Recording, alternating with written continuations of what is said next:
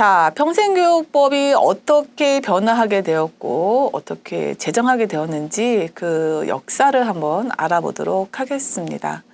아무리 좋은 그 아이디어가 있다 하더라도 그것을 실행할 수 있는 법적 구속력, 기준치가 없다라고 한다면 전개될 수 없겠지요. 어떤 시대적 흐름과 배경에서 그런 것들이 출발되었는지 함께 알아보도록 하겠습니다. 자, 평생교육법이 뭘까요? 평생교육법.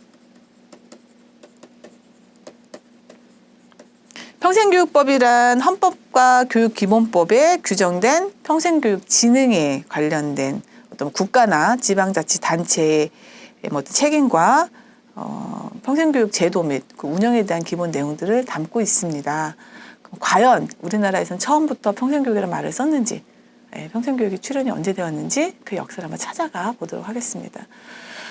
사회교육, 평생교육, 어떤 그 농경사회부터 어떤 발전된 흐름을 앞에서 한번 설명을 했었는데요. 실제 우리나라에서 이제 평생교육 개념이 도입이 되고 그 필요성이 막 부각되기 시작한 거는 이제 산업화 시대와 그다음에 그 1997년도 IMF 이후에 많은 변화들이 생기면서 좀 더 기폭제 같은 역할을 했다라고 말씀을 드렸습니다. 그런데 그보다 좀 더 앞서 이 평생교육이 출현할 수 있었던 배경이 되는 법이 있습니다. 국가의 가장 기본적이고 근간을 이루는 법이 헌법인데 50화국인 1980년에 그 헌법에 그 평생교육에 대한 요구가 나오기 시작을 합니다. 29조 제5항에 국가의 평생교육 진흥을 명시를 했습니다. 국가는 평생교육을 진흥해야 한다. 그러고 나서 그다음에 이제 29조 6항에 학교 교육 및 평생교육을 포함한 교육제도 법령으로서 구체화해야 된다, 필요하다라는 것을 규정을 하게 됩니다. 근데 평생교육이 우리가 개념을 설명을 할 때 기억하실지 모르겠지만 학교 교육보다 더 큰 광의의 개념으로 제가 설명을 드렸습니다. 물론 우리나라 교육법 안에서는 평생교육이 학교교육법을 뺀 나머지 부분으로 이해되고 있는 것은 사실이지만 실제 개인이 살아서 죽어서 또는 개인이 살아가는 그 공간을 수직적, 수평적 통합하는 것이 평생 동안 배워가는 것이 평생교육이다라고 정의를 내렸을 때 학교교육도 어떻게 보면 평생교육이라는 범전에 들어가는 건데 우리나라의 이 법률 제도를 보면 대등한 구조로서 성인이 된 다음 학교를 졸업한 다음에 필요한 교육이 평생교육이다라고 이제 명확하게 좀 내놓고 있는 상황이기는 합니다. 어찌됐든 1980년도에 국가가 평생교육을 진행해야 되는 것을 어떤 책무성으로 명시를 하게 되고 그 위에 발전들을 하게 됩니다. 교육기본법에 대해서 조금 더 말씀을 드린다면 이 헌법 밑에 교육의 전반적인 얘기를 해주는 교육기본법이 있습니다. 이 교육기본법 밑에는 초, 중등, 고등, 그다음에 평생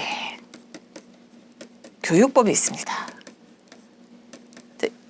여러분들이 지금 말씀 저랑 같이 찾아볼 이 평생교육법은 이러한 법 체계 안에서 움직인다라고 이해하시면 되겠습니다. 자, 그럼 여기서 착각하는데 여러분들이 착각할 수 있는 요소가 뭐냐면 이 초등 중등교육이라고 하면요. 이 관련된 법이라고 하면 중학교까지 생각하세요. 그게 아니라 초, 중, 고. 그 다음에 특수. 이 수준에 해당되는 특수교육까지가 여기까지 들어가고요. 그다음에 전문대 이상 대학 관련된 것들이 고등교육을 들어가고 여기서 담지 않는 나머지 모두가 평생교육 법안에 제시가 되어 있습니다. 그러니까 저희가 그 평생교육이라는 개념을 정립해서 봤던 전체 개인 사람을 통합하는 개념이 아니라 그중에 교육을 총괄하는 교육기본법 안에 우리나라는 이렇게 수평적 구조로 현재로 되어 있고 여러분들 지금 현재 이 상태에 있는 평생교육법을 살펴보는 것입니다. 1980년 제5공화국 때 헌법에 평생교육이 해야 되는 것을 강조하고 나서요. 이제 어떻게 평생교육을 전개해 나갈지 고민들을 하게 됩니다. 자, 첫 번째로는 82년도에 사회교육법이 만들어집니다. 이상하네요. 1980년도에 분명히 헌법에 평생교육을